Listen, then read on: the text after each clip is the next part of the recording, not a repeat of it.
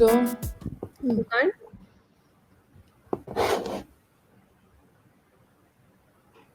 No? Hey. Hi. Hi to everyone else. The stream is slow for me. Oh my god, it's so slow. Maybe. You can probably try your phone or something. Oh, see. Oh my god, how will I? Okay, I won't watch you guys then. I don't know how to sync now. Maybe on the. Oh, it's. Hmm. Sorry, I'm just a little confused because of the lag. All done? All set up? I guess. Yeah. Okay, awesome. So, welcome to AwesomeConf, all of you. And all of you are in different time zones, and I'm so happy and so excited to host all of you. Thank you for making time for this. This one is a topic that is, I think, close to everyone's heart right now. What are the pains of working remotely? I mean, all of us understand what are the bright sides of working remotely. There's no commute. You don't have to get stuck into traffic. At least Bangalore traffic, it's like 2 hours. It takes 2 hours minimum for 5 kilometers. So I think that those are one of the bright sides of working remotely, where you don't have to go into some quiet zone in your office and sit there and code. You have all the quiet zone here in your home itself. You don't have to commute.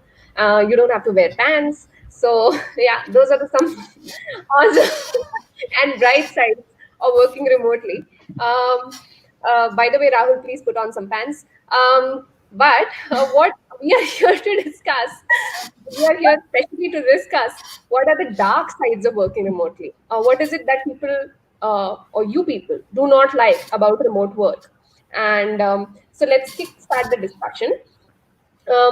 Can you tell us what your typical day looks like now when you're all working remote, and how is it different from the day that you used to be when you were not remote, when you were actually going to office? So, what is the difference?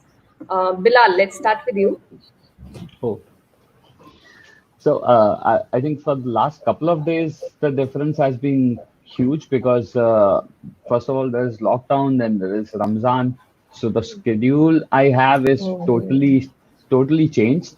So I usually start my day at 9 p.m. in the night, and then I keep working till 4 p.m., 4 a.m. So that has been a drastic change, and that is possible only because I have my setup remote entirely, so I can have a good control over my productivity, but then I lose a lot of sleep.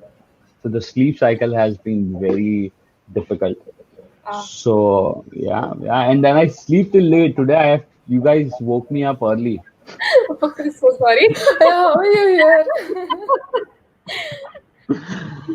So yeah, so then I just have to because I'm fasting, so I get up and then yeah, I don't feel like working when I'm fasting.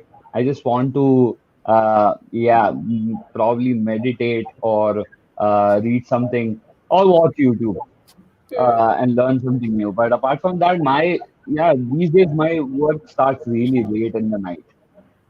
Okay. I think that's very hard to actually have a schedule like that where you have to work at night and then your sleep cycle is all distorted. Yeah. So Siddharth, what about you? How does your day look like, and how is it different from the days that were there before the lockdown and stuff? So the interesting thing is that I've already been working remotely for a while. So it's like before the lockdown and after the lockdown, the schedule hasn't really changed because most of my team is also in the same time zone. So we all work during the day, but then the the flexibility that we have by being remote is kind of proving to be like a double-edged sword right now, because it's so hard on most days to get to work now. And it's like, even though like structurally nothing has changed, but everyone's in a different mental space right now. So it's like I wake up, like the usual day looks like I wake up, I dread getting out of bed, and then I eventually slog my way through the other room to this room where I try to start my work. Um, And then like all the flexibilities of like I used to go out for lunch when I felt like, and then I would like to end my day, I would just take like a walk around the city. Right. All of that is not there. So now I just like find new things to do to kind of like conclude the workday or like start the workday. Right. Okay. That's interesting to know.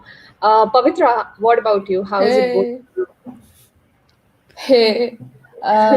Yeah, so the video is not in sync with my audio, and I'm not sure what to do No, about no, it it. is So I'm perfect. treating. No, not for me. I think I Oh. live really far off for this. So, yeah.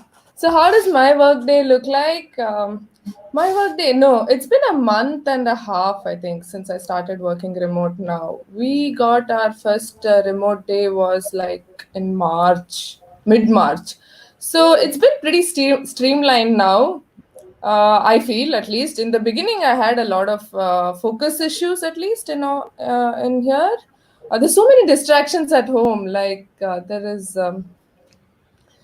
always something to do in the kitchen, or my cat is demanding attention, or this workstation used to be the place where I watched a lot of YouTube videos and like did faltu stuff, right? So, and it's hard to change that mindset to like making this a very pure workspace when it's not. So that's been one of my biggest problems, I think, of focus at my workspace.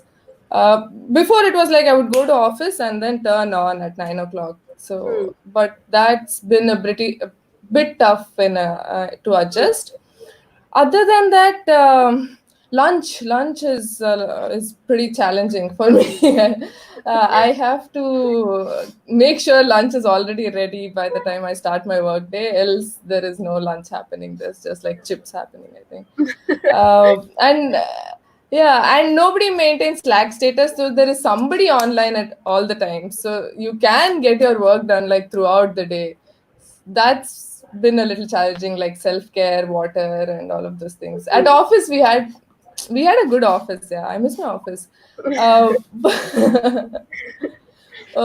Yeah. So I guess now I'm more used to it, but it's been a good experience. That one of my ambitions was to transition to a fully remote person. Now I have a better idea of how that works. Yeah. Wow, that's interesting to know. I think your cat wants to go out. Anyway, Oh shit! Yeah. now He that we wants know to come in. He wants to go out. What do you want to do? Yeah. Now the cat is out of box. Okay. He's So just now sleeping now. your day, how your day looks like. I think it would be better for our audiences to get to know you better, because I'm sure people know you anywhere, anyway. But it would be a good time for some formal introductions into what you do. What is your profession? What is your professional career? What do you do for a living? How are you as a person? So I think I'll give you some time to introduce yourselves. Siddharth, let's start with you. Sure.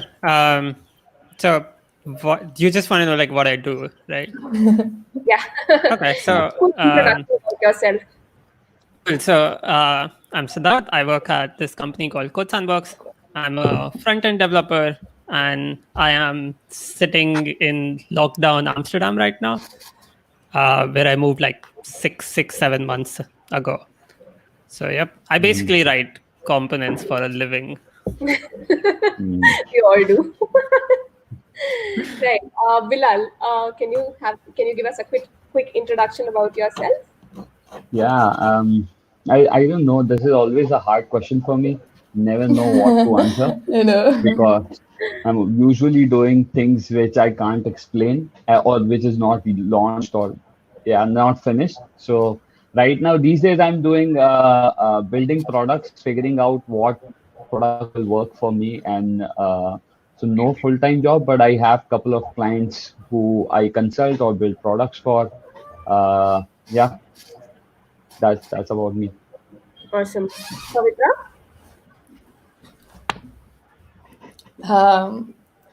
Yeah. So I'm Pavithra. I work at a company called Atlassian.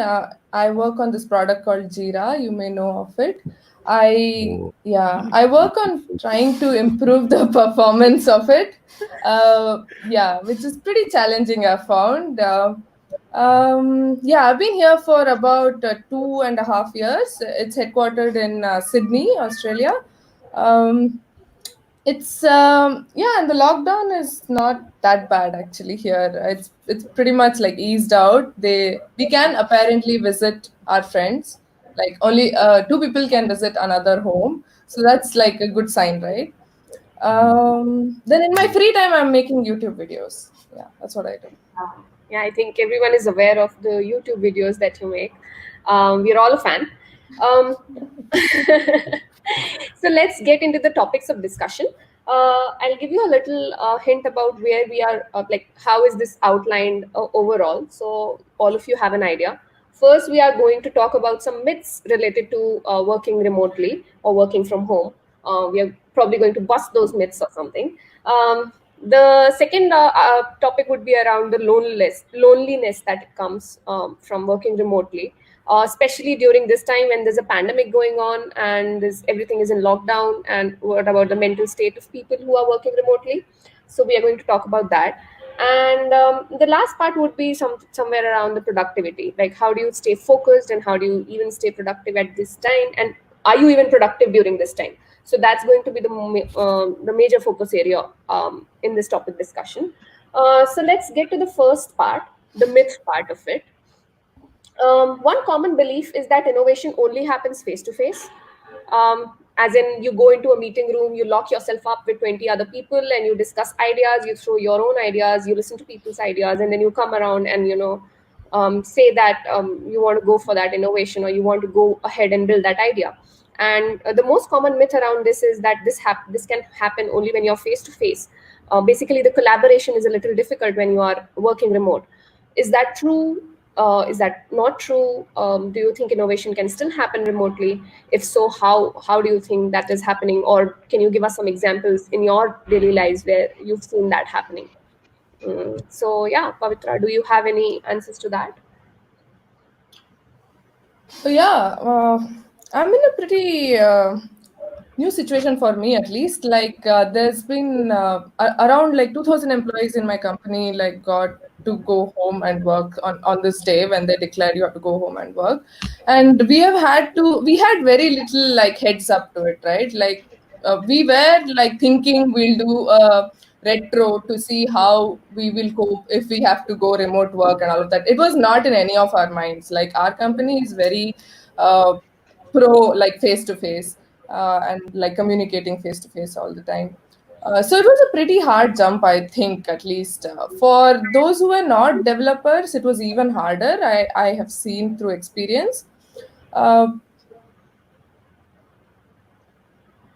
can't hear you. No, we can hear you. Yeah. Okay. For those who were developers, for me at least, it was not a smooth transition. For some time, we really like missed each other. Like our work day is very very closely linked. If not meetings, at least we do a lot of pair programming and things. And pair programming over Zoom can get really exhausting, I've seen. That's yeah. I was so much screen time also is not really. I at least I've not found ways to cope with like so a whole day of screen time. But the thing I've seen is a lot of people are innovating no matter like the situation. Like we had I think 2 weeks back we had a whole like hackathon. So we have this hackathon every quarter. We call it Ship It. And this was our first hackathon, like fully remote. Otherwise, it happens in office, and there's a whole thing. There's a candy cart. There's like we are spoiled during Ship It. Like it's our 48th Ship It. So, but this was a remote one, and I was very curious to see how it will work out. But I was able to form a team. I didn't win though, but I was able to form a team. We were able to make pretty nice like accessibility improvements in Jira. I had a set of tasks to do, and I was basically able to like treat it like an open source project. I read this article on how Excalibur was built in like one day. So I kind of tried to follow that, and I don't know. We had like 6 people, and most of them had not worked on Jira, and they were setting up Jira for the first time. So a lot of chatting going on in Slack, but we managed to finish that, right? And the winner of the whole hackathon was so freaking innovative. It was this very speciality, like video conferencing kind of implementation in WebRTC, and that Right. was done remote, right? So, and the whole like open source and stuff works on remote too. So I don't think it's a barrier to innovation. It's a change in how you look and work, how you look at things and like do your work. I feel more than Basically, what you're saying is there's a learning curve attached to it, yeah, because there's a change of shift, change of dynamics from your office space to your home yeah. space where you're working all by yourself, and then you have to adapt to kind of get to know people remotely, and have that sync up associated with it, right? Yeah. But if you don't want to sync up, then it's easy to avoid. Is what I found. Right. Okay. Okay. Siddharth, what about you? How do you feel about this? Do you think innovation is kind of in a dilemma right now, or do you think people are still coming up with good innovations? So I've tried to like read up a lot about like how innovation happens, and this is like since like I started working remotely, and then I had the same questions, because when I was in a Bangalore startup, whenever you have like the tiniest idea, the first thing you go is like find a whiteboard and start either making schemas or sketching UIs. Like you just start, right? So that's the first question, like one of the first questions I had. And then what I've read and like that's been validated is that there's like a balance between, and like this is a lot of weird theory, like there's a balance between doing deep work, right? So if you have to like really process an idea and come up with something like an innovation, you need to be able to like go into a cave and then work on that, like find things that are hidden behind the idea.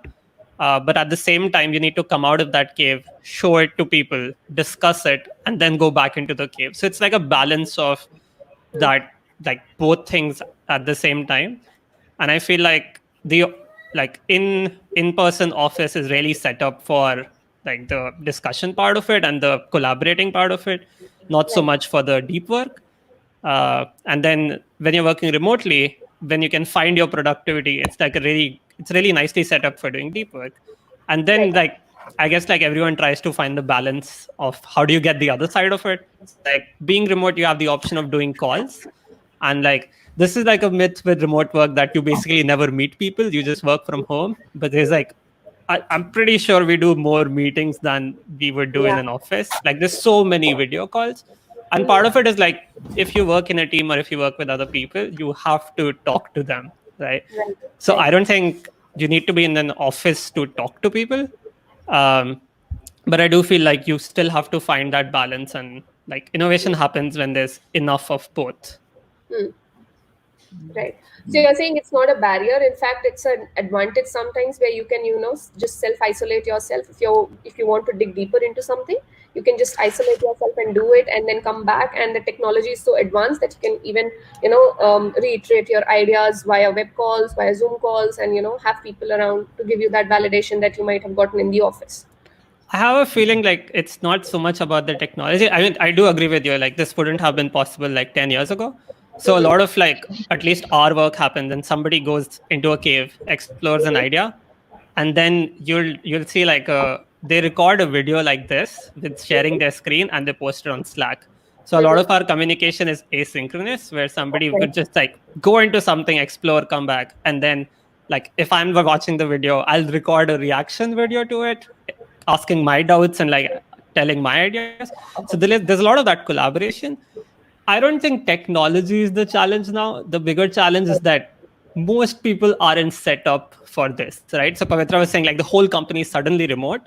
There's no basis for asynchronous like communication, and then like how do you even talk in meetings? So for example, like maybe we get into this later, like a big one is like this staring at this screen is so tiring. This is not how we meet in person. You don't stare in somebody's eyes for 45 minutes, right? You walk around, you look away while you're thinking. But it's like, if I talk to you when I'm looking there, you're going to assume I'm not paying attention. So Right. it's a balance. Like we're still figuring that part out, I guess. Everyone Right. is. Right. I can totally relate to what you just said. Being the host of all of this, it's really Yeah. difficult to even have a sip of water when people will think I'm not paying attention to what the other one is saying. So yeah, it's quite relatable. Bilal, what about you? What do you think? Do you think the in-person meeting could be replicated even in the remote setup? And how is the innovation going with all this remote work going on? So I definitely I have a mixed feeling about this. I think it is very subjective topic. A lot of companies and a lot of people I've seen, they've cracked remote so well that they can innovate at a speed which I think it is not even possible in person. I've seen those kind of people as well, and I've seen people who cannot function remotely at all. They're like mind dead, but when they meet in person, they flourish really well. So it is a very subjective topic, I feel. At the same time, I need some kind of human interaction to a certain extent. If we are working on a very important feature, or if you are working on a very important product decision, I would like to be in person and spend longer time with the team or people to understand the depth of it and understand how we can throw ideas, take breaks, or like environment. Pick a specific environment where you just let go your ideas and all. Hmm. So having said that, there are a lot of, and this can happen in once in a year or twice in a year where you have a really big things planned for the next 6 months or something like that. But on a regular basis, yeah, innovation can keep happening on probably how the feature should be developed, how things should be, what kind of uh, experiences we want it to build in our product. That can happen, I think, on remote basis as well. Hmm. So what you're saying essentially is, being a leader, it is difficult to kind of help people out there if they really need your help in a remote setup. But yeah, innovation, it's not as challenging. I mean, it's equivalent to how you were when you were doing a face-to-face setup. Yeah, I think the innovation at what scale dictates what level of communication you need. If your innovation has to be done at a level where you're deciding the mission of the product or what would be the V2 of the product, where you are headed, that is not just a feature of what you are thinking, but you Right. also are thinking about the execution plan. And at some level, I think the more you meet in person with your team, a level of bonding which is developed, which Hmm. you cannot, which I am not able to develop on remote. For example, if I have a context in mind, and when I'm in person, the Mhm. other people I don't need to set a lot of context. Hmm. But in Hmm. remote, I have to set a lot of context before I can reach to a point where we can start innovating. Agreed. So Yeah. yeah, the severity of I think the severity of the innovation dictates what level of communication is required. That's what my gist, I think. Right. Right. So it's kind of subjective, the Yeah, it's innovation. kind of subjective. True, true. Right. Okay. Awesome. So this one is an important question, and I think a lot of people can relate to it. This is another one of the myths that we have around working remotely. So let's say we all are working remotely. When we are in office, our managers or anybody, like let's say our peers, are able to actually see us working from certain duration or to a certain duration, right? Let's say 9 to 5 or whatever office timings we might have. But when we are working remotely, it's the progress is not always visible, right? Because you are not always connected to your managers or to your peers. You might be working by yourself. So do you think that it hampers a person's development in remote, or it is it important to, like, what is that parameter that you gauge for that this person is working hard or this person is not working hard, or whether the progress is really visible? How do you think people should be gauging that in a remote setup? Hmm. uh, i I leave it I leave this question to any of you, whoever wants to take this up first. I think I'll take this. So I think when you're working remotely, uh, I I personally believe that you have to show some progress every day. It can be your thoughts, it can be a video of what you're thinking, but every day you have to put out something that what kind of progress you have made. Because in remote, the most important aspect is early feedback. If you Mm-hmm. are able to get early feedback from your team members, even if you think from a physical co-located point of view, you keep sharing your progress that, hey, this is what I'm ideating. Do you think this will work out? Because you're sitting next to each other, Right. that is simplified. But in remote, you feel like I have to do something concrete before I can share it with my team, which is totally, I think that is a myth. You have to make very progress, I think, multiple times in a day. If not, then at least once in a day, to Mm-hmm. make sure that you are not on the wrong tangent as what I am.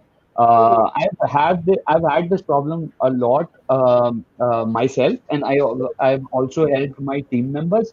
I wouldn't call them juniors, but I'll call them people who are starting remotes or trying to understand the importance of remote. Right. They always feel like, "Okay, I have to make a very solid progress, or the feature should be at least functional before I can share it with my team." And Right. lot of time, it's too late actually. Mm-hmm. One instance is I shared a, so this can be a gap on my communication as well. Even I'm learning on communication, but at one point I shared a link, GitHub file link to a peer, and told him that, hey, can we? I think we implemented this not properly, and this is the thing we should be implementing. And that guy took it completely in a different context and Right. rewrote that whole component, which was not the original intention of it. Right. Right. He thought that there is a mistake on his side, Acha. and he did not communicate it, but implemented the result, Right. implemented what he thought, and it Mm-hmm. took the loss was not about. We lost a lot of time on that. Mm-hmm. So I think that is my stance on how important it is to just. I think my standard way of saying how to do remote is over communicate. Just keep Okay. communicating. If you over communicate, I'll at least mute you, but you don't stop. Okay. So how did you even tackle this problem, right? He created another component which was not even the ask. So how did you Yeah, tackle this, and what were the learnings, and what did you do in future that helped you create a communication around the team? yeah. Do you have stand-ups, like do you have daily stand-ups, or do you have multiple stand-ups in a day to track progress? How did you tackle that situation? Yeah, I think one of the things I learned is asking for solutions, or asking or pointing out where we can improve on from Slack mobile is not gonna cut it. I think I should have invested more time in coming up with where the problem is actually. Mhm. I should have written more brief on the problem. That is one thing. The other thing is after the person has implemented those things, one of the things I realized is it is very important to hear other person out. You have to, for the lack of better term, you have to push the person to actually communicate what his thoughts is, or what are the questions they have. Because a lot of time, people don't think they have a question because they might have not understood the problem really well. So you Mhm. have to sometimes literally push people to give out what your thoughts is. Got it. And yeah, I think we do stand-ups at a very minimum thing. I think once in a day for 10 to 15 minutes is, I think, more than enough. If you have a if there is a communication gap, and if you have identified a communication gap in the stand-up, I think that should be addressed in a separate call, so Mhm. that everyone else who has understood the problems, or who wants to continue with their day, should be done, should be let them do. Right, right, right. Do any of you want to add to what Bilal just said about over communicating, and over communication is not bad when it's in a remote setup when you're Um, tracking this? I'm really curious to like what Pavithra has to say. So I'm gonna like I'm gonna leave like some questions for her. Uh, Pavitra, how to crack Jira. No, this has been really challenging for me too. But first of all, I want to say that any communication totally depends on like working in an environment of like of trust. So if you don't have that trust with your teammates, any tip, hack, or whatever will never work. So that's first of all most important to establish, I think. So in such an environment, you still can under communicate or like miscommunicate even. This is something that I have also been working on. I personally find Slack very, very, very noisy and not a really good place where I can keep track of what's happening, right? I end up like pasting Slack links somewhere else, or like I have so many pinned items, starred items, I don't know how to keep track of them. So on the receiving end, it can feel a bit overwhelming, all the communication, like what is important, right, in all of this. But yeah, over communicating is better when you see the same thing in multiple places. When you see that, you know that it's something important that you have to pay attention to. But where I work, at least, it was a like well-oiled machine. Some communication strategies, at least, like every team has a rotation of this person who answers all the questions that come for their team. We had very strict sprint rituals, anyways. Like we used to do retros all the time. Manager one-on-ones happen almost every week, at least every 2 weeks. Then one new thing we added was we started doing stand down threads. Like we do a very elaborate stand up now. Like we just like come on the Zoom and then hang out there for an hour or something like that. But we have been tackling these as we find them. One of the things we had the problems was with like we call them QA demos. Basically, before you merge your PR, you want to demo it to another person, and both of you want to check whether it's all right, right? So this was proving to be a problem because everyone was on these individual Zoom calls, and there wouldn't be anyone present. So we are trying out like having a QA champion or something like that.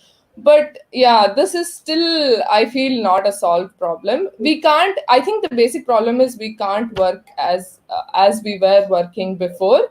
We can't expect to like go remote but still be communicating synchronously all the time. Uh, but I think most of my team, at least, is in the mindset that this will get over and we'll get back to office. I don't know. It's been on a pain to pain basis for us, at least. My experience has been like as we encounter some pain, if it's painful for a lot of people, then we try to find a solution. Else we just like Zoom for everything. Um, yeah, over communicate, yes, but then can't keep up with everything too. So learn as you go, kind of a thing. Yeah. It's still not a solved problem for me personally. Yeah. Right, right. So I have the that, same thing like Bilal said. I get paralyzed if I don't have anything right at the end of the day. right, right, So I'm like, okay, I'll just finish this part, and then that can also like lead to working overtime for me. Like at office, I'd be like, man, I don't know what's happening with this, why this build is failing or whatever, and then just go home. But here, I'm like, I don't want to update. I'm like, okay, 10 more minutes or half an hour more, and then it's like 7 o'clock, and then I just have to go eat something. Yeah, so it's been quite a challenge for me, like doing this communication stuff. Siddharth, Yeah, so it's like I had to like change my mental model completely. It's like what I was used to in an office and what I get like with video calls. And like the biggest worry of mine was kind of what you started with, which is if I'm not visible, how would people know that I spent 2 hours debugging a issue, which was like one line fix, right? Like exactly. you only see the one line in like commits, right? And a lot of times you're working on like a problem which on the surface to someone else might seem easy, but took you like a day to fix, right? And then like the perception of how much you actually did is always skewed. So like one thing I've realized that it's a lot about trust in the first place. Like if your teammates trust that you're an adult and doesn't matter if you're sitting at home or in the office, you're going to get your work done, right? And like your productivity is like your responsibility and you'll figure it out. Right. So like a big part of it is trust. And then there's also this thing about like, you do have to like put a little extra work into the visible angle of it. Like, for example, if you have stand up, right, and if you write working on, I don't know, pricing screen, and the next day you're like working on pricing screen, nobody actually knows what that means, right? Right, Because right, right. like in a team, nobody knows what the other person is doing it to Right. details. So like just putting some more details there. I really like putting screenshots, and like some people in my team are really fan of like recording videos when they reach a certain milestone and share it. So I think Hmm. that's really cool, just like showing progress. And it's generally good for like excitement in the team. Right. The other part of it is like in an office, if you're stuck, right, you would just walk, or the case that Bilal mentioned, you would just walk to that person's desk and sit with them, right? Yeah. And it's super casual. It doesn't feel odd. It doesn't feel like you have to schedule a meeting and then, Yeah. Yeah. wear pants, Rahul, please. Uh, Rahul, but please. but like it's so you kind of have to like simulate that Hmm. in like when you're working from home as well. Like we do a lot of pair programming, like way too much, and it's kind of trying to get the same thing. Like talking to a teammate should be as casual as walking to them. It shouldn't Right. require you to like do a meeting and right. It's Hmm. like we've done like pair programming from bed. It's like I'm Hmm. tired, I want to sit in my bed. And that's kind of like a different level of trust, or almost like an openness with your teammates Right. that it takes time to develop, but it's like that is when you actually start getting the trust and the visibility, because people can then see what you do, and then you also don't doubt what they do. And I'm sure it's like the story is different for managers than it's for Hmm. teammates. Hmm. Hmm. Hmm. So what I could gather from this conversation was majorly two things. One is that there's no real scale where you can gauge this tracking progress, right, in a remote setup. And mostly what you can do is put your trust in the other teammate or in all your teammates, and just assume that everything is working as it is expected. The other thing is to break down your tasks and kind of put up your progress in like a video or a small demo or a short demo that you can show and present to the entire team. And that way everybody knows about what you're doing for the day and what you've been working on, right? So that was awesome to know, and I think most of us can learn from these pointers. My next question is also related to somewhat this question itself, and that question is, what if one of your teammates who you can see is available online, and you are consistently pinging him or her, but they're not replying, and you have really urgent task or you have some really urgent questions to ask them. How do you tackle these situations where there's availability online but the person is not replying you back? So what do you do in such cases? Pavitra, can you start with the conversation? Well, yeah, that's not really happened to me, but what would I do in that case? I would actually be worried for my teammate. Why is their green on and they are not online? Actually, I would be worried for them. Are they okay? Is my first thought. But typically, this can happen in an office too, right? Like a teammate could be in a meeting or somewhere, and then you could not access them for an hour or so. I'm hoping they'll come back in an hour or so. I try to usually solve my problem with what information I have, or I try to find the nearest person who can solve my problem. But yeah, if it happens quite a lot, it will probably come up in my retro as well that I don't have enough support for what I'm working on. I think that's the route I would go with, like if that happens to me a lot. Right. But hopefully your teammates are really nice people and they don't do that to you when you're working remote during a pandemic. Right, right, right. Hoping so. I don't think anybody's teammate is like that. Did you? That's just Yeah. one of the myths questions, and I think this is the myth buster. I don't think anybody's teammate is that I know, right? that they never reply. So yeah, I that's know. kind of a myth buster question only.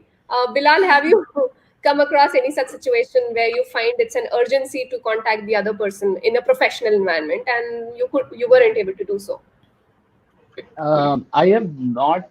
I've actually, when I started working remotely, I've had this expectation from Slack or whatever team uh, software we were using, is this is yet another WhatsApp or Messenger. So Mhm. I have to, if the person is online, then he must be ignoring me if I'm messaging and the person is not messaging back. Like I had severe anxiety because that's how I started my when I started remote.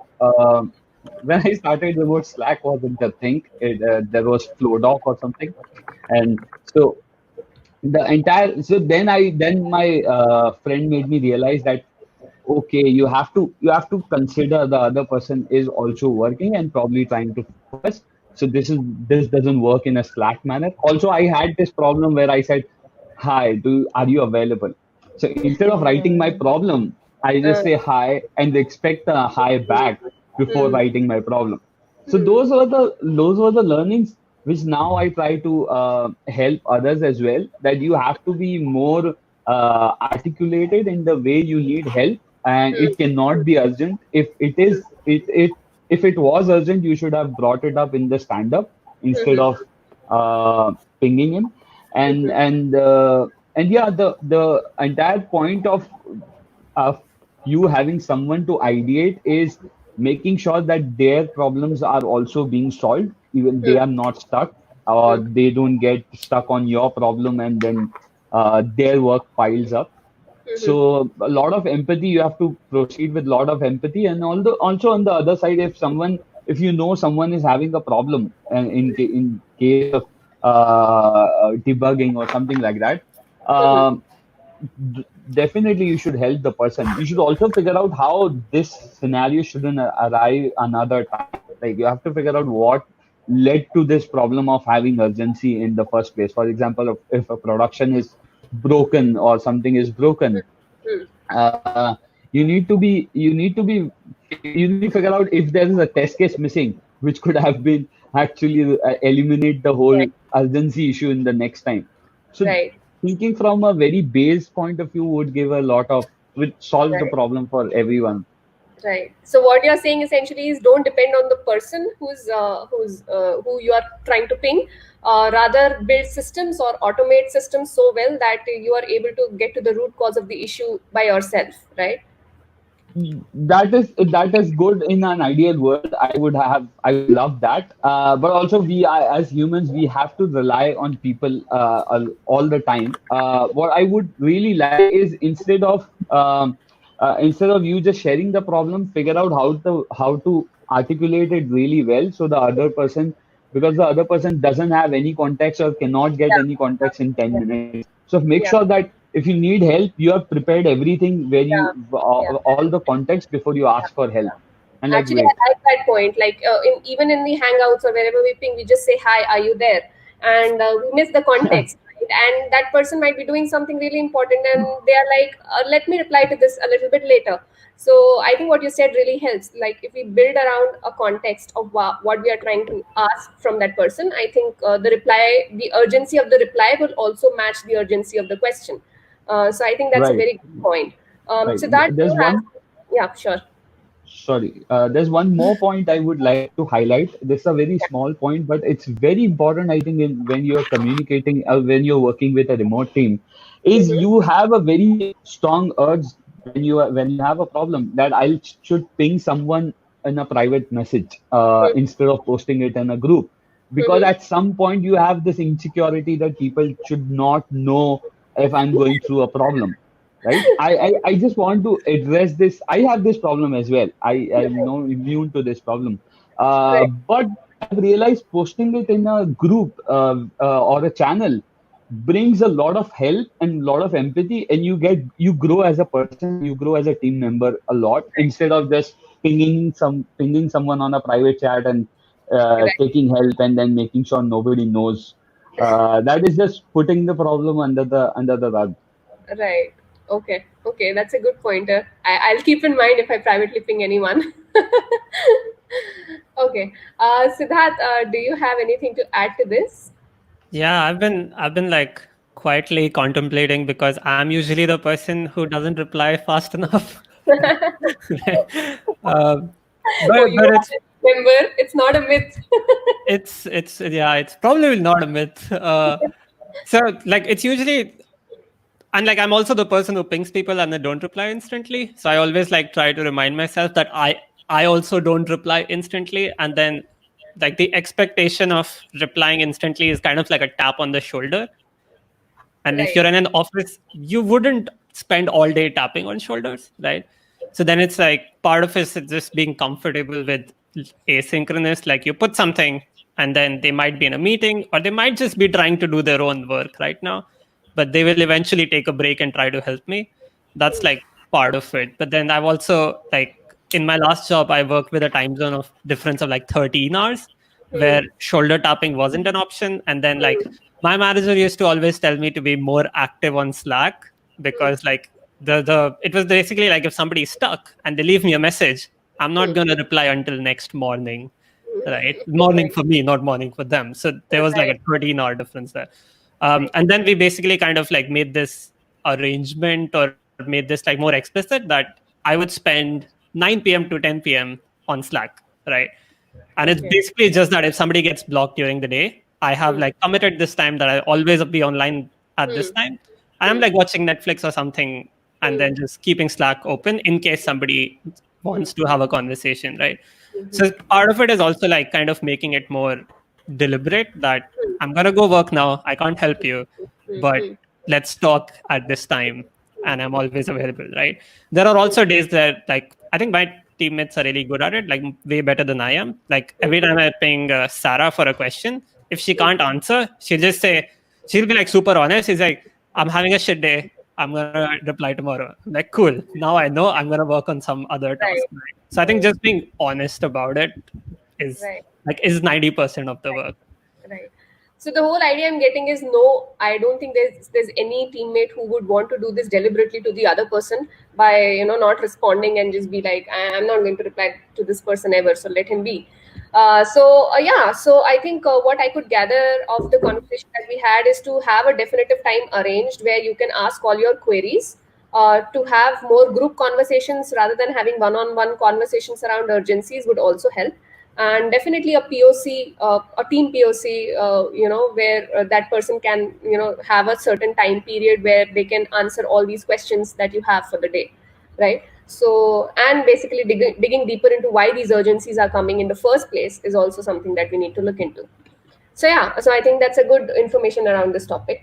I'm going to move to to another segment, which is the loneliness part of it. And so yeah, so all of you have to answer this big elephant in the room. Do you feel lonely? Do you feel lonely sitting at your home, working remotely, while you could be at office, having chats and conversations about not just about just work, about any other thing in your daily lives that are going on. Maybe you have a friend at office whom you constantly share things. You have water cooler conversations, right? You have small things in your day to lighten up your mood, and change the monotony that is your work. So do you miss that, and do you feel lonely in this remote setup? I can start. Yeah. Yes, and conditions apply. So like the when we just talk about like working remotely, the kind of responsibility of having enough social interaction in a day is on you now, right? So in an office, you'll always have somebody who will just tap you on the shoulder and ask if you want coffee, and then you'll just go chit chat, or you'll like run into someone, or the lunch break will become 1 hour long because somebody has gossip. Right. So there's a lot of like chances where you just like get into conversations, and like at least for me in an in-person office, it was almost like a challenge not to get into it too much and find my like I don't know, I spend my energy too fast, so it's like save some energy for the actual work. Right. In when you're working like remotely or from like a different place, it's kind of on you to one, have a friend circle outside of your teammates at work, right? That was the biggest change for me. And the other is just like finding enough what do you say, moments in your time, moments in your day where you can actually combat loneliness, right? So if you work from home and you sit at home all day, you're gonna get tired of it really fast. But at least for me, like going to a coffee shop and just having people around, that was like enough social interaction for me. Like just like I don't necessarily want to like have deep chats with everyone, but I like having people exist around me, right? I think that's common for everyone. Yeah. This is a point that comes up a lot in like if you're an introvert or an extrovert, like you have to balance out what kind of work environment would you flourish in, right? Right. So I classify myself as an introvert, but I like the existence of people. I don't want to get into conversations, but I like having people around. So that's like part one of it. Part two is that like because we're in lockdown right now, Hmm. none of it exists, right? Like you can't go to work, Right. you can't go to a cafe. So like doesn't matter if you're like used to working remotely or not. Everyone's kind of like we're isolating, right? We're social distancing. We're So the forced to be loneliness an aspect of introvert. it. Sorry. We are forced to be an introvert right now. Yeah, I would like argue that this is not what usually being an introvert is like, right? Like it's not, you don't socially distance people, Hmm. right? So I guess these are weird times where it would be odd if you're not feeling lonely, right? Like I would be worried if you're not feeling lonely right now because like that's some psychopathic tendencies, Yeah. right? Um, but basically, like how I've been coping is that I'm very lucky that I live with my partner here, so at least we have each other, right? Right. And then we can at least like talk to each other a lot, which also I'm finding has its limits. Uh, but yeah, it's a challenge right now. Right. Okay. How about you, Bilal? How is it going for you? Do you feel lonely or are you a psychopath?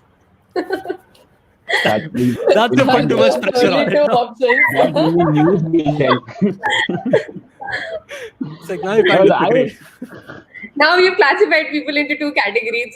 Either you're lonely or you're a psychopath. So, this guy is creating divides. So I'm more of a people's person. I need to have a conversation with people to get my day going. So I'm really finding it hard to in this lockdown to mm, keep it to myself, or I just talk to my wife, and a lot of times she doesn't get what I'm going through because of the technicality of it. mm, So um, so even when working remotely, I usually what I do is have in a week I find out who is also working remotely. Anyone who in the town who is also working remotely, I make sure like in a couple of weeks we get together and just talk, just banter all the random things on a cup of coffee. So that way I'm able to feel relief. Um, so yeah, I think this is definitely a lonely setup. But you need to find your clan in your own town or in your own area, whom you can exchange a lot of thought. Because without that, you will go bonkers. mm, Yeah, you will definitely become a psychopath if you don't find a way to keep exchanging your thoughts or receive criticism or feel like a sense of belonging. I say is very essential to stay sane in this setup. Without that, I think this has a very deeper repercussion on the mental health. If you just isolate yourself and think that okay, if I open Slack and have a Zoom conversation, I'm the guy who can yeah. do everything. That doesn't happen. We are humans. Our brains are not designed in that way to keep Agree. consuming only digital conversations. And also breaking out of your circle is really important so that you can have a different set of thoughts. Else you will start having an echo chamber with your relatives, with your family, where you will not have new ideas Mm, or new challenge. Nobody will challenge your thoughts. mm, mm, Everyone will say कि, okay, इसको हाँ बोल दो, and then this guy will mm, be mm, mm. Right. he'll get off our backs. So yeah, it's very important to have your plan. Right. Especially in this pandemic situation, I think it's bad enough that we are going through all of this, and to be alone and lonely at this time is even more devastating. So I think Yeah. the virtual coffee meets or everything else, however you want to contact your friend or anybody you can reach out to, I think that's helpful. Yeah. So yeah, moving on to Pavithra. Pavithra, what do you think about this? How do you cope up with Oh loneliness of this? yeah, it's not. I don't want to categorize it as loneliness. It's this feeling of not being in the know of things, right? Mm, Like at office, I was very social with a lot of people outside of my team, but all those are kind of gone now. We have to actively ping each other without the context of like work, and they mm, are busy with their own work too. So I don't know. I found it really hard to like contact my friends at office. You have to. There were many attempts. Like we made a Slack group, but then there are so many Slack groups to look at. That's something I found very outside of my team. I've kind of lost my friend circle at office, I think. So I don't know what other like cool projects are happening or what others did for like the ship it. Otherwise, you would, when you go to the snack bar or when you go to get some drink, you usually meet people and you discuss. I really missed that part. I realized I didn't know how valuable that was to me. Like I had the pulse of like what's going on around me with that. So I try to join all kinds of socials, not the company-wide ones. Those are usually I don't know anybody there. But like anything that happens in my extended team, like Pictionary or I try to join all of them, and I try to. We have like social Slack channels. At least one or two, I try to be active just to like see what's up, right? And I really miss that. I feel as part of like that's the kind of like I don't feel very connected to my company anymore. It's either like I'm watching the founder on YouTube or just my team on Zoom. It's like nobody else. It's very hard to have those parallel connections. I feel remote. Like, how do you even know? Like, 100 people joined our company like in the past month, and I don't know any of them. Like, I would have probably met them at some place, like at a social, at a meetup I host or something. But no, I really miss that. I feel I miss knowing the people in my company. Now it's all these like unknown people. Like I don't know who to ping, who has context of what, who's in what team. Some reorg happened recently, and I don't know what's up with that. Like who's moved where. Right. So I miss that. Yeah. Yeah. Uh, yeah, but in our team, at least we try to be as active as possible. Like everyone tries to be connected. Like every sprint is somebody. We have a rotation of person who will. We love rotations. I tell you, we have a person who will organize the fun activity for the team during that week. So that was pretty cool. We did some online games. Yeah, and people do. We have like try to do socials online, but there's a limit. I feel the in-person contact can't be replaced so Not, much. yeah. Yeah, I totally relate with that aspect of Yeah. remote So what working. I can gather is that you cannot ever replace the physical contact or the physical socializing with people, and this remote setup is extremely hard for all of us actually when we come to all of this because of all this social distancing and everything. And like Pavithra rightly said, that it's very difficult to gauge who joined the company or the people who were not in your team but outside of your team, and you were talking to them over conversations are not happening anymore. But yeah, I mean, everybody's taking some steps to at least have some kind of virtual meetup, Pictionary games, cup of coffee, or even a conference like this where I can see my old friends. So yeah, I think it's bad, but I think we'll be able to cope up with that. Um, and hoping for this pandemic to get over really soon so that we can go back to our normal lives. Okay, this one is a quick question, and please quickly answer this. If it's related to this loneliness topic itself, have you made any new friend who you had no contact with in the outside world before all of this lockdown happened, and now virtually you've made a new friend? Is there a friend like that who you met online and now you're like pals? Oh my God. I'm on the introvert scale. I'm like 80% introvert. So I don't make new friends at office as well. I don't know. I've not made any new friends remote. I'll be honest. Okay. Siddharth, have you made any new friends? Kind of. I mean, Wow. so I wouldn't call it like new friends. Like I've met zero new people in like, I don't know, 5 years. Uh, but then there are people who have met and we have like loose ties, and then those have become stronger. And Oh. it's almost like I can't meet my usual group of people that I meet physically. So then all of that pent up interaction has gone online, right? So there are things like this which are happening, right? And there are I spend too much time on Twitter, more than I'd like to admit, right? And so now it's like part of it is just like wanting to have a good conversation, right? It's what Pavithra said, right? It's not loneliness, it's more like feeling left out, right? It's the isolation that comes with that.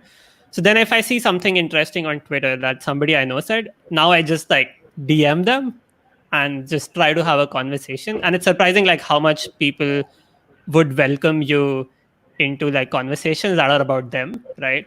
And through that I've just like reconnected with some people that I used to talk to and haven't met, right? And then there are some people that I find are more like me, right, than I initially thought they are, right? So it's almost like big, like all my social life is also remote now, right? And then because of that, like I basically had more conversations with people that I usually wouldn't have.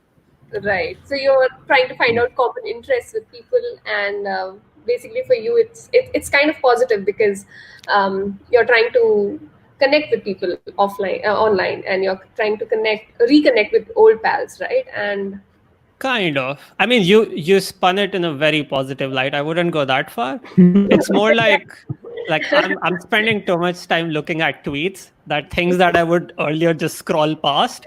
Now I read and my mind works and it actually thinks about that person. And it's like, why did this person say that?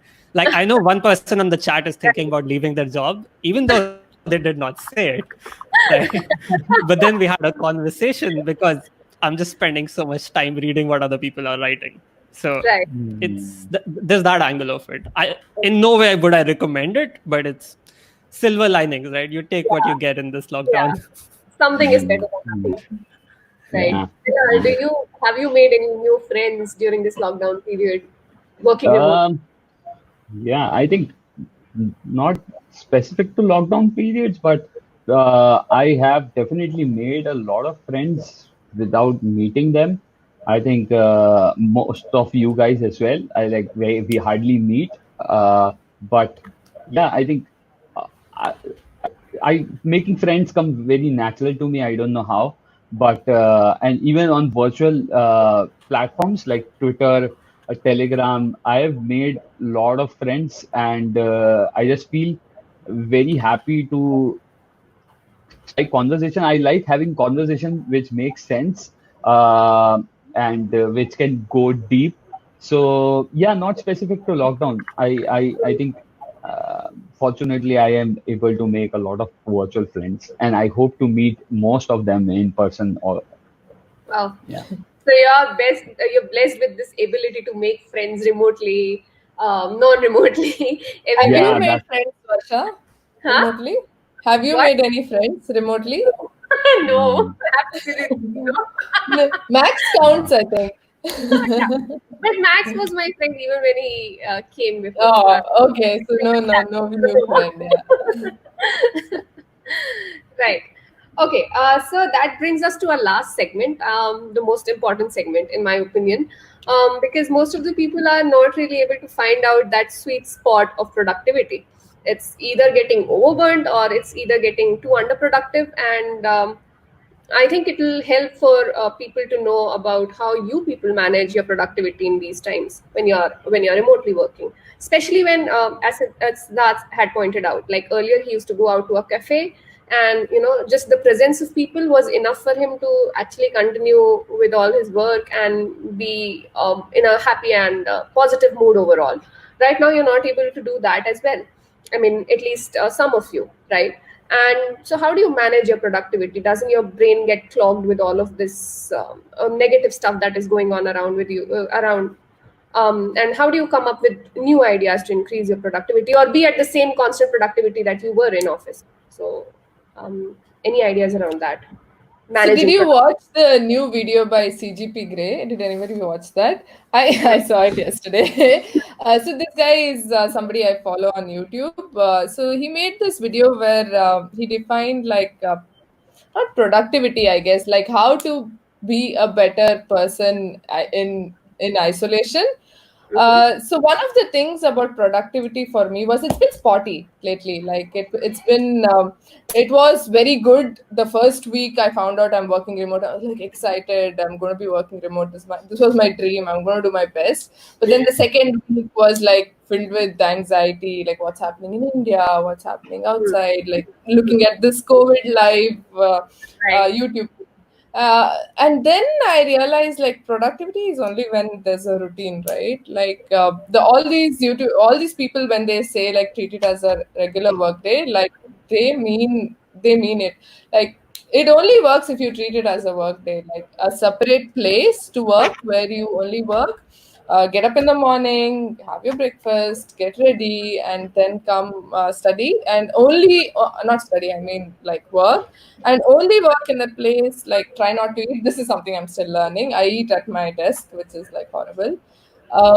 But yeah, productivity has been up and down, and it's like how connected you are with the world. You don't want to get disconnected with the world, but then when you connect to the world, you have like bad news on bad news on bad news, and it affects you. It affects you. Like I was Yeah. freaking sad about it, Khan, like so bad.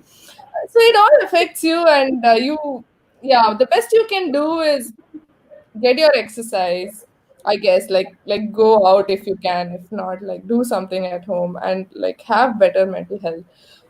That's the only way. I think not even productivity. You don't have to measure your productivity, but if you are in a good place mentally, then that's all you can hope for. I don't think you can really hope for super awesome productivity during such a time. It's not even working remote. It's working remote. What? Who's seen a pandemic, right? I have not seen one in my lifetime. So, and like just hanging in there, I feel. I don't think you should try to be super productive too. Uh, just like make sure, check in with yourself and see you're okay and stuff. uh, yeah, that's just been, and just be grateful too. Like sometimes I don't know, the I think in this whole conversation we are looking at a narrow uh, set of people, like people who don't have kids, for example, or people who don't have to care for somebody else in their home, or people who don't have a dedicated room to work in. uh, these are the kind of people that are actually having a problem with productivity because of physical Yeah. reasons, right? Like Yeah. if you are not one of those people, then you should basically just be grateful for where you are. Yeah. Like yeah, my manager, his kid came in the background of a Zoom call and took off her shirt and started dancing. Like what kind of productivity are you expecting? Like working from home here. Yeah, that happened. I saw something on Reddit and I was like, nah, he set up his kid to do that. But then that happened on a call, on a one-on-one, and I was like, okay, kids are crazy. Like you can't, you can't be productive. Like some of my colleagues, their whole like schedule has changed, so you have to adjust for all of that. So it's to find that sweet spot. I think just to work to get used to a new normal. Hmm. Uh, and try your best, I guess. Yeah, be empathetic of everybody and not try to be as productive but just helpful and get things done, I feel. Yeah. Right. So there's not just one rule that applies to everyone, and it's again Yeah. productivity is subjective to people's situation and how they are. So just following Yeah. a routine to your best ability and Yeah. being able to do things in the best way you can, given that we are in a pandemic that has never happened before in our lives. I think that is one rule that we should be following, and rather than going after productivity, right? Okay. True. Any thoughts about this?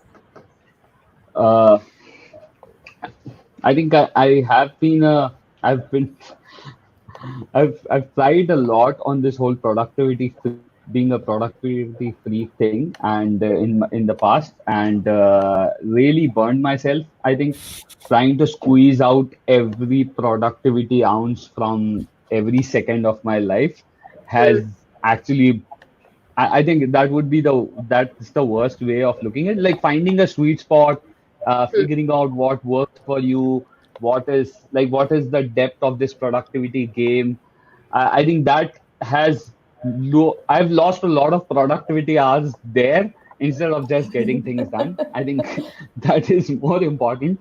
So these days I'll not try to make every second count. If I start working on it, I'll get things done. I'll just move on and I'll not think about it. Right. So is that I think being a engineer, becoming efficient at something is very natural to you. That how do I become more efficient at doing this task? How do I configure my VS Code so that the next time I'll save more minutes. And to be honest, I've had that curve going on, and now I've realized that it doesn't matter. And I'll write code on Sublime also if you if you give me a proper problem to solve without any productivity plugins. And that has actually gave me a lot of peace with my mind. I'm able to feel better about myself by getting things done. I think there's a huge sense of satisfaction when you get things done, but there's no satisfaction when you find the productivity hack. So I chase that getting things done satisfaction rather than productivity hacks these days. Right. Yeah. Right. That's a very positive twist to how you should be gauging your productivity. Yeah. Yeah. Siddharth, do you have anything to add to this? Yeah, I really like Bilal's point about like it's not so much about how productive you are, it's more about how productive do you feel. And it's surprising that we've ignored like talking about the chat for this long, but like there is so much going in the chat. So like Ritesh said something very interesting, which is like it's not so much about, okay, now I can't find it, but never mind. So he said something which is useful. You can read it there. But like the point of it's hard to like squeeze productivity, and the moment you kind of start chasing productivity is when you would never feel productive, because no matter how much you work, you feel like there's always more you can churn out of it. So yeah, you get burned out, as Bilal said. I want to say like most advice about productivity is not based on like pandemic times.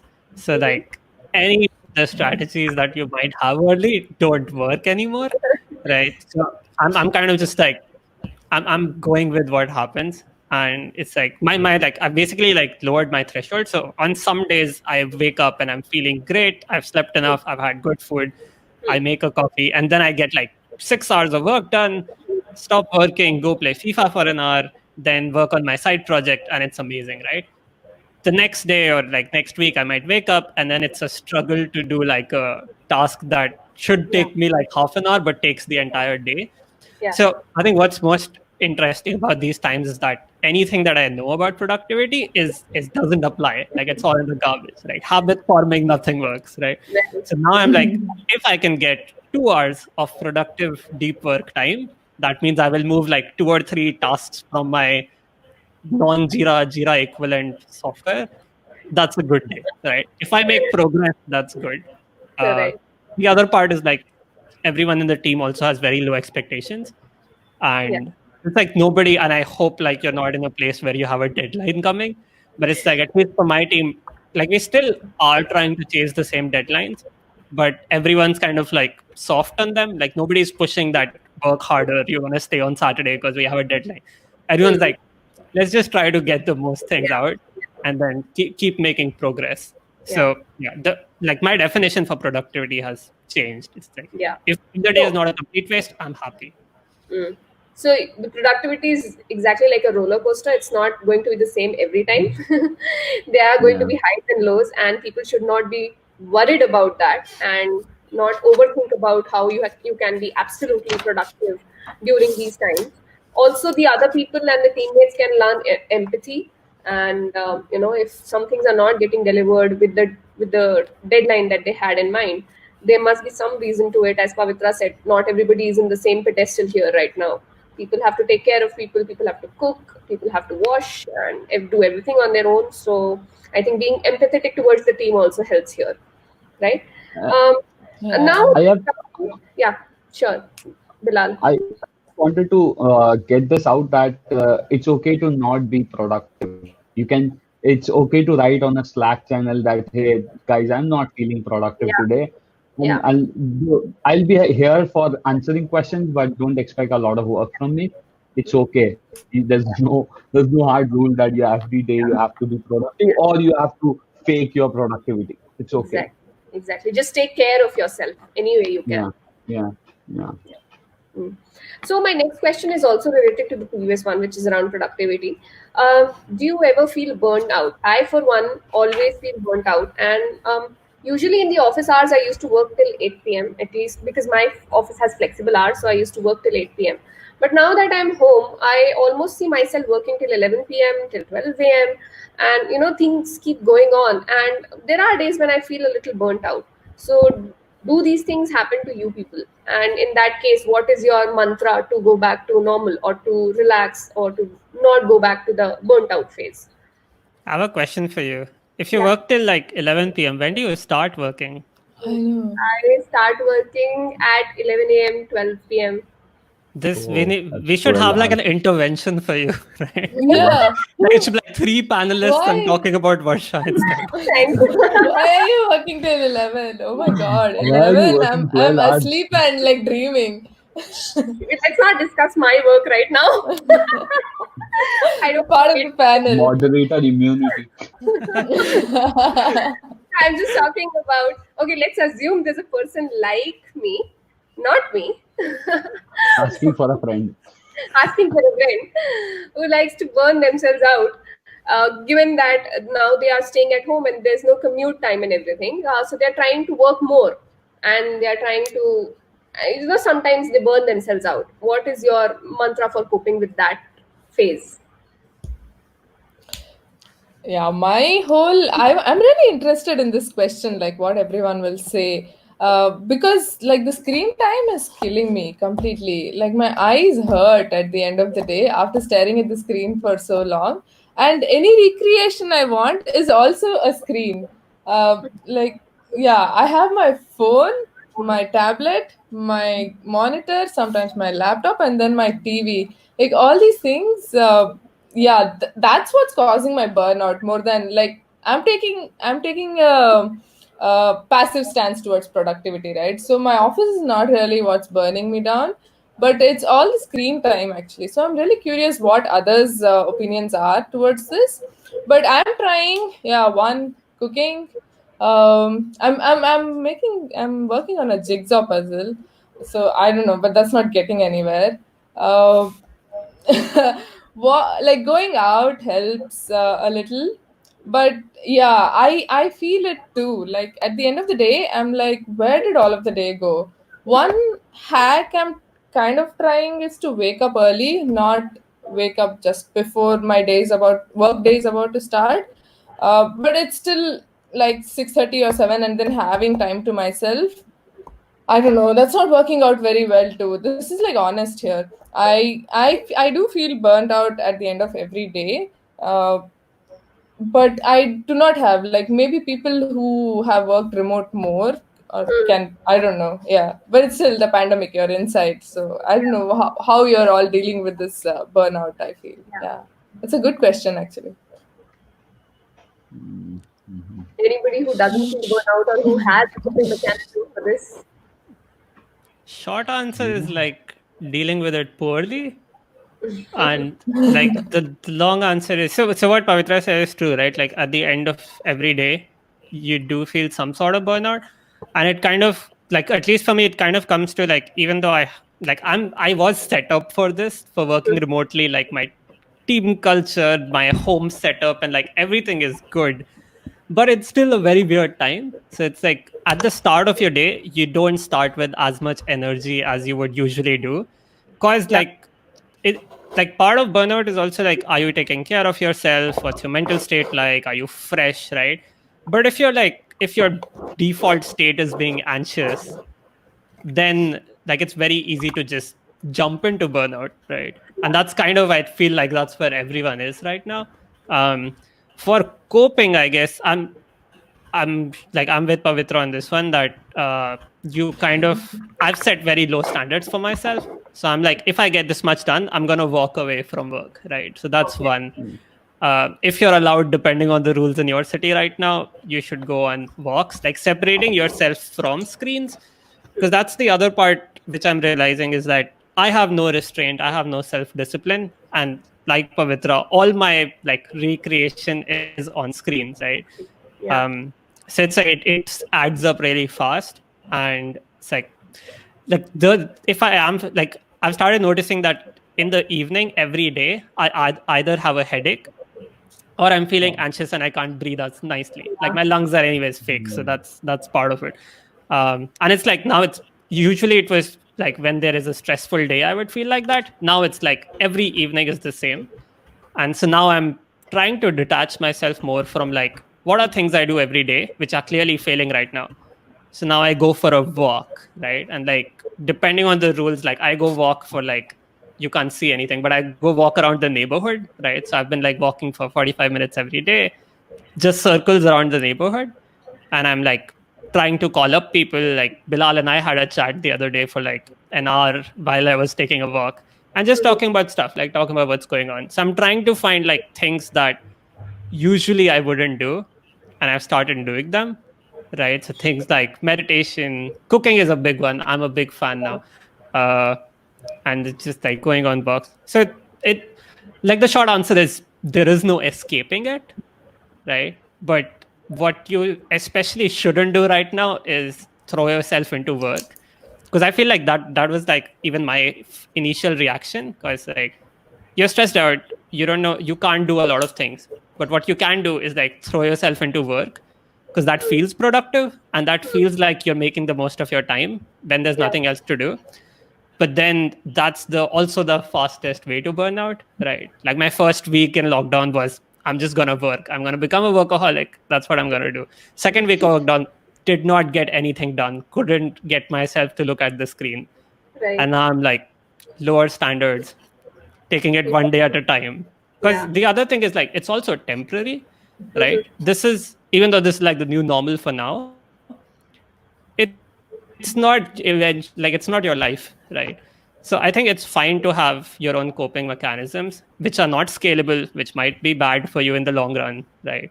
But it's fine for like these few months that we're in it. That's at least how I'm dealing with it. Bilal? I think, I think I have been at a very difficult place last month. I was at a very difficult place last month because I've been planning a break for a very long time, and last month is where I made all the bookings and all the flight bookings were done. We were all packed, and and then the lockdown happened, and we had to cancel everything. And you were planning a vacation to Italy, right? No, I was planning a short vacation in Dubai, not Italy. Dude, come on, why you put me under the bus? So actually, I have been trying to. I launched a product in March, and I was like, okay, after this is done, I'm going for a break and not going to touch my computer at all. And everything nothing went with my plan, and I had to like move back to stay here or get more isolated instead of getting my freedom back. But then I started realizing that I have to deal with this situation for a couple of months. So I have to looking for solutions which can help me cope with this situation. And one of the things I realized is I'm really overwhelmed with the number of things on my plate, and I've started reducing them. That helped me at least mentally to clear my head. The other thing is I started making a to-do list, which says like things I want to do after lockdown. I started jotting it down. There's a to-do list. There's a to-do list. I want to that list. I think it's pretty long, and it is shared with my wife. So she has also started adding things. So that is a feel-good list. We are at least as it gives you a light at the end of this tunnel that okay, we want to do these things, so we have to survive. We have to go through these phases to reach the end of this tunnel, and that really helped. And I've started in. I also realized, I have to say no a lot these days because I don't want to get more things on my plate. So I've started saying no to a lot of things because because of the lockdown, and then I have another situation where there is Ramzan. So two schedules are contradicting schedules have been put together. So I just say no to everything. That's my default answer. No to reviewing PR. No to no to yes to coming to AwesomeConf. Yeah, thanks for coming here. I'm like talking to people. Hell yes. I'm like I need people to hear me out. Like Right. nobody else hear me out. So yeah, Right. that. So just yeah, that's how I'm trying to deal with these things. Yeah, yeah. So yeah, what I could gather from the conversation was everyone is dealing with their own set of problems, and sticking to a routine that you think is the best could actually help, and taking out a lot of stuff from your plates and not worrying about doing everything at once will also help. Well, this seemed like a personal therapy session for me, at least this part of the communication. So I'm going to I'm going to analyze and implement all of this into my life. Um, I hope it helped all the audiences who are watching us right now as well. I think we've reached the end of our conversation, and there's only one quick question that I have with all of you, which is actually it's a two-part question, which is, do you think the remote work is going to stay?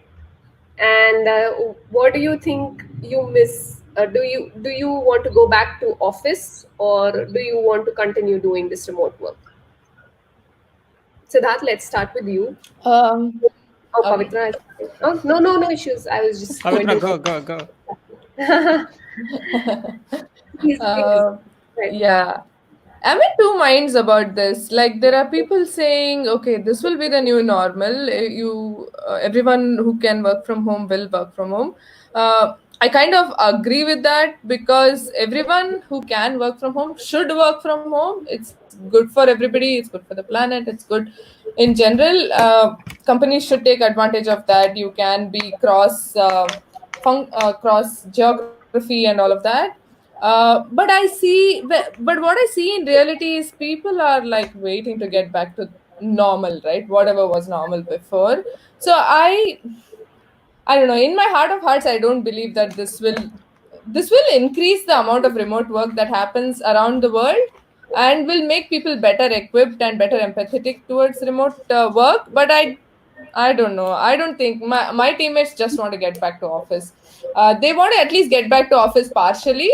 So that's something may happen. Like people who want see if everyone's remote, it works out. But if it's a hybrid situation where some people are in office, some people are remote, that doesn't work out very well in my experience. So we can't get stuck in that situation. So my prediction is there will be like more people working from home um, on a need basis, right? And not regularly, I think. Yeah, I don't know. I don't think this changes drastically, but it improves the situation a lot. Like it was a huge leap, like all this time that we've spent remote. People have learned a lot about remote empathy and like generally have been nice to each other and learned to work in a different way. Hopefully, by the end of it, in an asynchronous manner and write more docs kind of manner. But yeah, I don't think it'll completely change the world. I think people will still want to socialize a lot more, but that may not be possible. Yeah, I'm in two minds about it. Would you want to go back to office? Is the question. Yeah, I think so. For partially at least. Maybe I'd want to do like deep work at home and I'd like to have that option. Because office Hmm. was pretty comfortable. Like it was this place where I focus. I'd like to like do a half and half, probably, like have some deep work at home, but then go on Fridays or like Wednesdays, Mondays for planning, Fridays for demos or something like that to office and meet everybody. I don't know. That's something that I've been talking about with my team at least. Okay. Bilal, what about you? Do you think the remote work is going to stay? And do you miss your office, or would you want to go back to your office? So I definitely think work is here to stay. In fact, it is gonna increase a lot in coming years. I think we'll have more revelations about remote work. People will realize how it's remote is not just working out of home, but also you can have a small space somewhere set up in your locality and still work out from there, which is designed to become your productivity fortress, which is what I have tried to do with my office. Which is designed. I do work remotely, but also I have a small space which is designed in a way where I walk in and I change the whole mindset of only becoming productive in that. So I want to go to my office where there is no one else. I don't share that office with anyone. I do work remotely, but it is my. I don't want to work out from home. Working out from home doesn't work very well for me. Need to have an isolated place. I have to get ready. I have to change clothes. I have to take a shower before I start working. I have to do n number of things to get into the mindset of doing working. So that works for me very well. Okay. Yeah, makes sense. So we are at the end of this panel discussion. If you have any advice to give to our audience, anything that you would want our audience to know, I mean, any three of you, it's an open question. It's not a targeted question to anyone. Is there any advice you would want to give to our audiences right now? I see Pavithra's mouth open and then close. I don't know. This is a big problem with Zoom calls for me. Like I don't know when to like talk. I know. Yeah, my whole advice would be that this is not typical remote work. Typical remote work is probably like you're allowed to travel, you're allowed to go out, you don't have to cook your lunch and all of that. Right. So be mindful of that. This is not a typical situation of remote work. So don't base all your judgments of remote work based on this experience. But also, what did I have in mind? I had something else in mind. I forgot. But also like try to get better at it. Like don't give up on remote work. It's the future, and it's good for you to be able to work remote as a tech person with more globalization. So try to get better at it and learn how remote works best for you. At least try to get that out of the pandemic, right? Like if you're working remote right now, try to get better at doing it, but also don't base all your judgments on this being the normal remote work style of things. Right. Okay. Okay. I think somebody has something to add. I see two mouths open. Yeah. Bilal, do you want to go first? Yeah, I will. So I think remote or office, it doesn't matter much. Pick up whatever works for you and just go with it. If you want to get better at something, just become better at communicating. Understand how you can communicate really well is the most important part of working with team, I guess. Right. Yeah, my advice is that don't listen to anyone's advice. And it's like just take care of yourself during this time, and like just it's about patience at this point, right? Like we Right. know how things would be, and then maybe remote work will catch on. Maybe some people will make very, very harsh judgments based on what they see now. But all of it is like it's fine. The only advice I would give you is like it's more important that you figure out what works for you and you try to practice that. And yeah, it's like what works for somebody else might not work for you. So it's like Yeah. explore what works for you. That's because I don't know. That's in the end, like that's what matters. Right. I think we've had three great pieces of advice and a non-advice from Sid. So yeah, we are at the end of this discussion, and I'm just waiting for some audience questions because I'm very sure that people would be waiting to ask you a few questions here.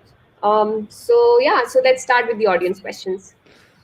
The audience is only interested in like it's very active. I know. Audience. I can't even find out any question here. It's too It's so hard to like it scrolls out what and did then I I'm say? What like, did I say? They're like real conferences in the comment section. These guys. yeah, there's like a lot of commentary going on. I know. It's like a nice commentary of this entire thing. But it's fun. I love it. Yeah, it's pretty awesome. How do you get the motivation to get dressed every day?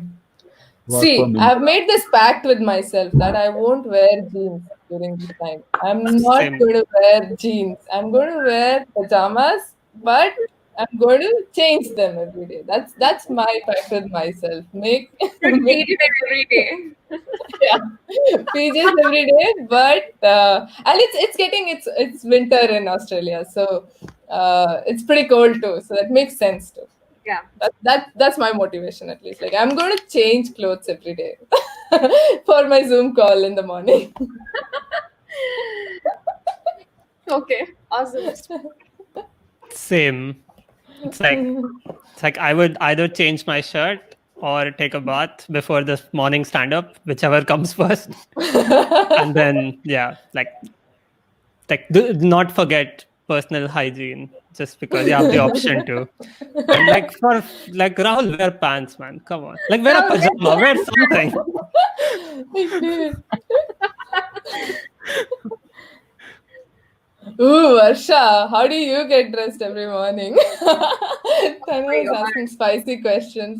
I don't. I only get dressed when I only get dressed properly when I have to have a video call, and that's it. That's it. In the office, I don't show my face. It's always that we kind of avatar that is going on. That's all. And my hair is a bun, and I'm all messy. No personal questions, please. How do you folks feel about like just bringing your real self in like a video call environment? I'm my real self. No, I mean like even if you're like your video on. with your video on, even if you're like sitting in bed with your laptop, because like I was really scared. We'll have Sorry. a Zoom backgrounds. Okay, any other question? Does anybody disturb you at home? How do you keep the expectations that you're physically at home and still not working? Just anybody disturb you at home? Yeah. Yeah, I think Pavithra's cat. Oh no. Bilal has a kid. Yeah. Yeah, I get disturbed all the time. That's why I've in the lockdown I've said if there is a disturbance, especially from my kid, I'll just leave the work and be with my kids because and that's the reason I have a separate place to work and yeah. So at home it's really hard. You can't set expectation. I've seen people on YouTube suggesting that you have a light whenever you want to focus. You switch on that light and everyone understands that this guy is working. It's like on air kind of concept. But kids get bored of things very easily, I've seen. Yeah. Like, the experiences of my teammates has been like, okay, this worked for a week, now what types. And I don't know, I would have gotten whacked if when I was a kid, if I disturbed my dad during his work, I would have but now parenting has changed quite a lot and I like how it is. And it's okay, right? They can come on your screen or but yeah, I guess you can't really do work. Yeah. It sucks, dude. Yeah. I'm sorry. Especially in Mumbai, where you already have cramped spaces, where you don't have like you have to figure out everything in this small places. It's very hard to not get distracted at home. Yeah, home is such a distracting place. I thought I'd work from home and everything would be like okay. And office was more distracting. Yeah, I think traditionally or still homes are never meant to be productive. Homes are always meant to be relaxed, where you just leave everything outside and be yourself. So yeah, we are trying something really opposite from home. We are expecting the design of home is not meant to give you productivity at all. Yeah. True. I mean, I've tried to like make it work for me before because I'm like, this is usually my main office, right? And it's like the bedroom is never where I work and this room is never where I just like waste time, which is not true, but like that's the rule at least. But it's like all of that went out of the window because now my wife also works from home and we both work from home, right? But we have just like this room. So this is the meeting room. If you have a meeting, this is where you come in. And if you don't have a meeting, then you go work on the dining table. Right? Oh my God. You have your calendar synced? No, we just like, we interrupt each other and we get mad at each other. Do you have credits for this room?